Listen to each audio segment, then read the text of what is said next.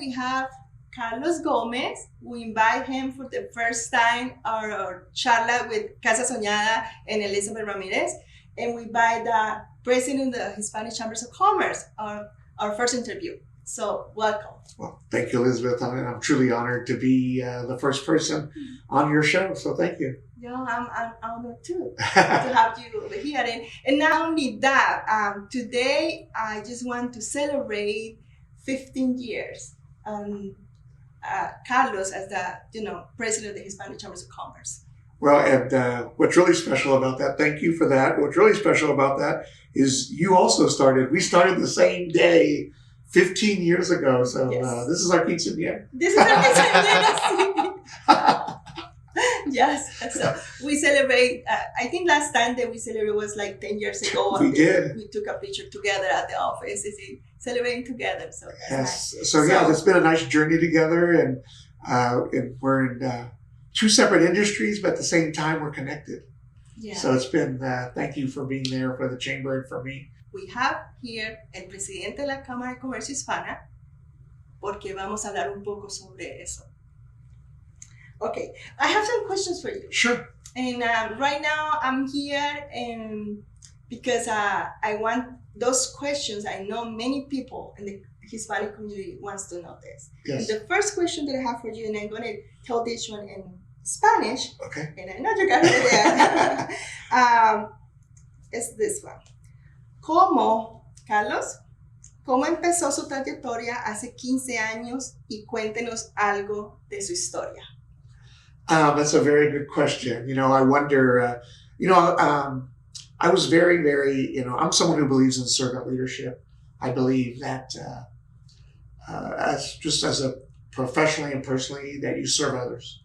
And so I always volunteered. I'm from Topeka, Kansas, of Mexican descent. My grandparents are from Guanajuato and Zacatecas. And I was very involved in the Topeka community. I volunteered a lot with my church, at our church fiesta, with the city, with the Chamber of Commerce there. I was always volunteering for committees and just, how to make sure that the Latino community was represented. Mm-hmm. And so that volunteerism got the attention actually of a mayor who said, Carlos, I want to put you on the planning commission of the city of Topeka. And it was Mayor Butch Felker. And I told the mayor, I said, Mayor, I'm sure you can find someone more qualified. I don't know anything about city planning. I don't know anything about economic development. I'm sure you can find someone more qualified. And he goes, Carlos, that's the easy stuff. You'll learn that. He goes, right now I have a planning commission that's out of touch with the community. And I've been watching you and I see you in the community. You're in touch with the community. That's what you bring. I need you. So I said, okay, if you want to take a chance on me, I'll do it. Long and behold, before I knew it, I was a voice for small business because that commission was very anti-small business. And before you know it, here I am. When this job opened up, I applied for it. And I said, wow, this involves my community. It involves business and it involves politics. All three were my passion. So I figured, I was working for Best Buy. My background's retail. I worked for them for almost 18 years. So my background's sales. And I said, wow, if I get the job, great. If not, I was very happy at Best Buy. Best Buy's a great company. And so I said, either way, let's just see what happens. Right? Here you are. And I know you're so passionate to do what you do. Yes, thank you. And I know for a fact that you help a lot of businesses, to grow in many things. Like we just talked a little bit before, if someone needs like a certification or need whatever they need to go to school, I know you're there. So thank you. We try. Yeah. No, I know. The Hispanic Chambers of Commerce is doing everything. I know that, and I really like that for our community because we help it. And I like to interview you the first time because I want to people see that we had someone here in our community that help us, especially with our businesses. Yeah. Well, thank you. Well, thank you. And the chamber, we are a business organization, but at the end of the day, we are also there to be a voice for the community, to make sure we're at the table, whether it be education, health care, access to capital, home ownership. It's very important for our community to gain capital wealth. And I know your passion is really in line with mine, and that is how do we empower our community through capital wealth, and home purchasing is the American dream. Exactly. And the beginning of capital wealth for many, many people, as well as owning a small business. Yeah, that's true. Yeah, well, thank you so much. Yeah. Okay, we have a second question. And here is, como presidente de la Cámara de Comercio Hispana, ¿qué hace usted y cuáles son sus actividades para apoyarnos a todos nosotros que tenemos negocios? You know, we do a lot of things at the Hispanic Chamber of Commerce, and a lot of times people don't know what we're doing. We do a lot of things behind the scenes. But first and foremost, our first thing that we do at the Chamber is how do we help our existing Hispanic businesses grow and build capacity, and how do we encourage and assist people in our community that want to start up a business. And if they have a dream that I want to open up an auto body shop, or I want to open up a hair salon, or be a realtor, how do we help them go from this is an idea to reality? And so we're there to help that. We actually offer as a free service. Anyone wants to come to us, we help them with all their legal paperwork to become into business. Their LLC, their federal tax ID, we do that for free. And we've been doing that for the last decade for the community. If you are an existing Hispanic business, our job at the Chamber is to create relationships and platforms so that you can meet opportunity to grow your business.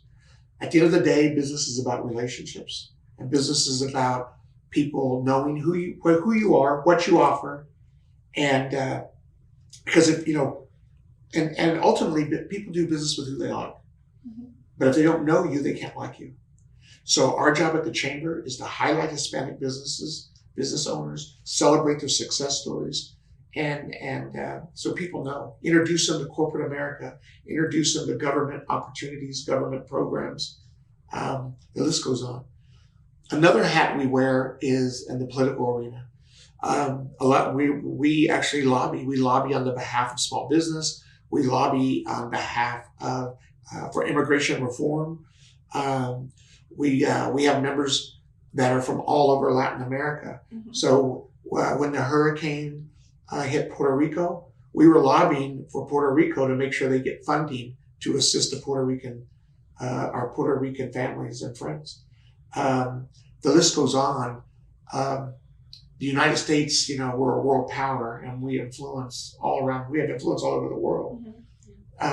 But a lot of our family and friends in other countries, you know, they don't have a say because they're not citizens or they're not in America. But we have that, you know, and so we encourage our community to get involved, have a voice. And what we need to do next is run for office. So if anyone out there wants to run for office, we need you to run. So we wear many, many hats. The third hat we wear is people come to us when they have a problem, particularly businesses.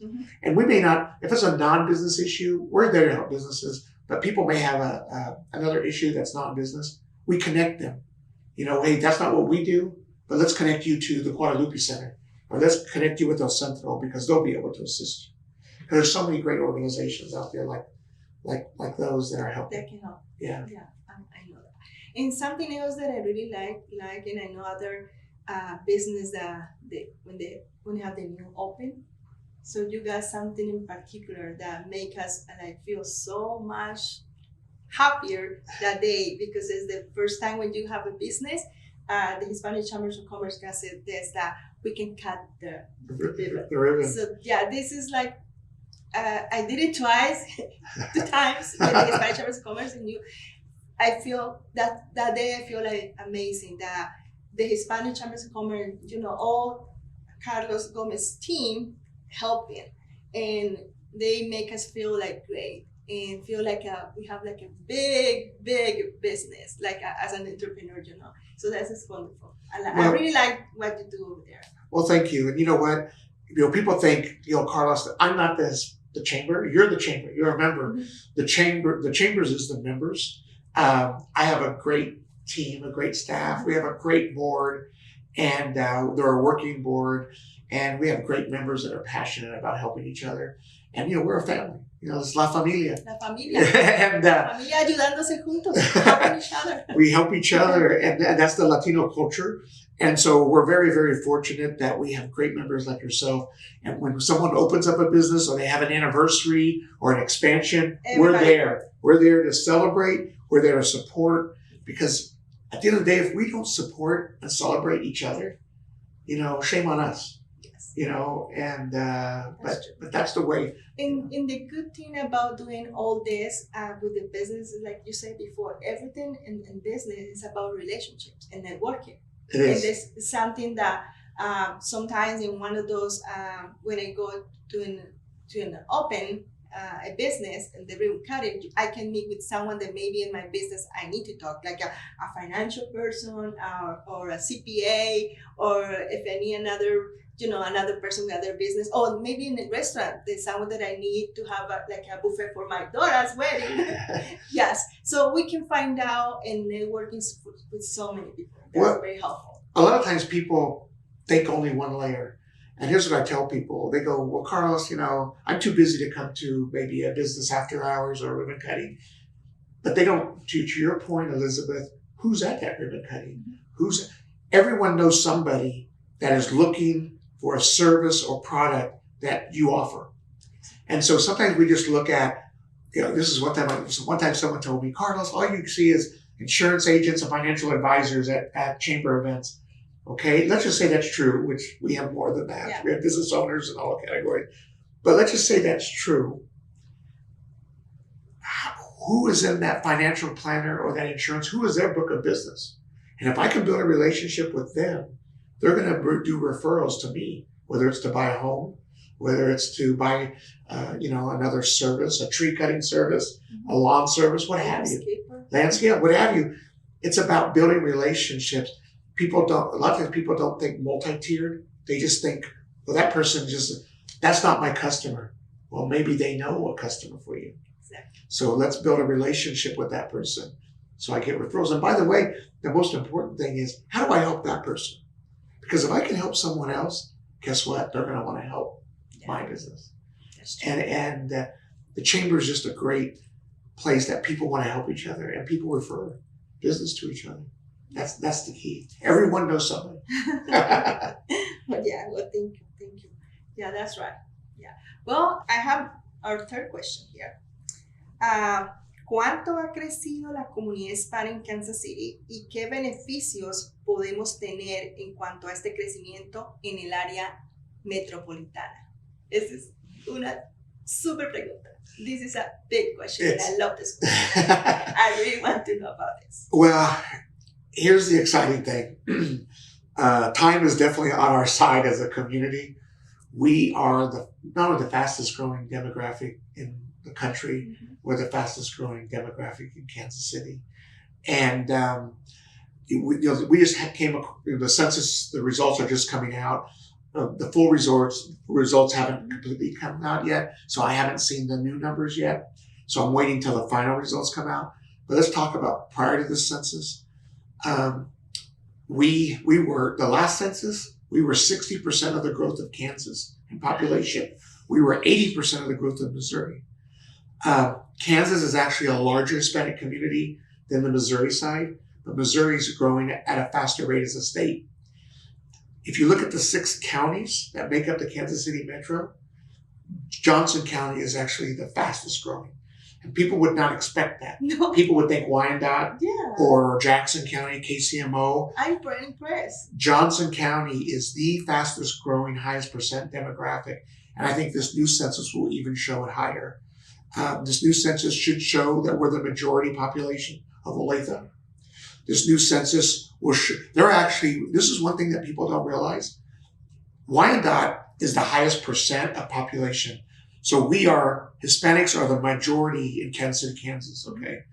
But there are actually more Hispanics in Johnson County, number-wise, than in Wyandotte County. And even though Olathe is the big driver of that, mm-hmm. It's not just Olathe. It's Overland Park, it's Shawnee, it's Merriam, it's Roland Park, it's Leawood. People are shocked that it's Leawood. Yeah, we are everywhere. And so Jackson County still has the most Hispanics, but in time, Johnson County will be, population-wise, in time will be the Hispanic county. And so what does this mean? Okay. Well, we have a responsibility, as any group and citizens, or we have a responsibility to make sure that we're not left out of opportunity, not only in our counties, but across the city. So we really need to be more involved. We need to get more civically involved in our city councils, in our counties, and at the state level. Oh, I get so many numbers. It's just crazy. This is the most interesting statistic. This is prior to COVID. Hispanic business growth in Missouri, 2016, 17, and 18, grew at a 48% growth rate each year. 48%. In Kansas, grew at a 76% growth rate. And of that, Elizabeth, you are the new American business. The new American business is Latina, between the age of 21 and 48. And so that, if you are Latina in the United States, you are 5 times as likely to be a business owner than any demographic. If you are Hispanic, you are twice as likely to own a business. And so Latinas are not only the growth of the business, they are the engine of a job creation, tax-based creation.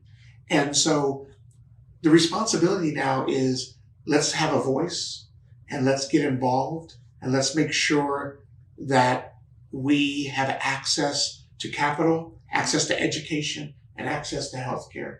So we as a community are not left behind. And so we need to speak up more and be involved. And I don't mean that we have to be, but actually we need to be loud. We as a community tend to be quiet, and it's just kind of our culture. Uh-huh. And we're raised to put family and community first instead of self first. That's true. But American culture is, let's put ourselves first. And there's nothing wrong with that. We need to start putting ourselves first, speak out. Hey, I want to get that promotion. I deserve a raise. I want to grow my business. We need to start asking for things because we tend not to ask. And the chamber, we want to help with that. But there's other great associations in our community that are helping with that as well. And if you want to get involved, reach out to us. We'll be more than happy to get you involved at any level. So please, we need everyone to get involved. That's the only way we're gonna move ahead. Yeah, I'm so impressed with the percentage with women. Impressed. Yeah. But I can see that coming because when I saw Facebook, I can see many women own business. Yep. Many. In not big business, they start like a small and they've been growing and growing. So but here's the beauty of it. Small business employs more people in America than corporate America. That's a fact. So people think the major companies are the ones employing people. No, it's small businesses that have less than 200 employees. And they have less than 10 employees. They are the number one employer of people. And so that's why we as a community are not only instrumental, but we are vital for the United States to be an economic power. If the Latino community is not gonna prosper, this country's in trouble. We are not only the next business owner, we're the workforce, we're the next CEO. And so we need to get out there. And I some nights I have so many ideas, and there's not enough time in the day. And so we're picking and choosing what's going to move the needle more to help our community. And but we're not the experts. The community, you're the expert on home ownership. So I rely on you in that arena. We have other people out there that are going to watch this video. We need your expertise, whether it's in healthcare, whether it's in banking. We need your expertise so we can help the community. So that's what you recommend to everyone that right now is hearing this video, to all those businesses. Yes, and for those in our community or even outside of our community that love the Latino culture, we need your help. We need your help and your expertise to help somebody. Because at the end of the day, you know, I don't know who said this, but we can't change the world. But you know how we're going to change the world? By helping one person. And the chamber is a group of 400 to 500 individuals, businesses that want to help people. But we need more people. Yeah, and helping each other. Like I think one of my agents in Casa Soñara say that he wants to go and buy coffee with those places that not the big companies, because Yes. they want to help just the ones that are in the community. Yes, we have a local. Let's say local. We actually have 3 Latina coffee shops that are members, and so one's getting ready to expand another location. So again, going back to Latinas, being the number 1 business owner, creator.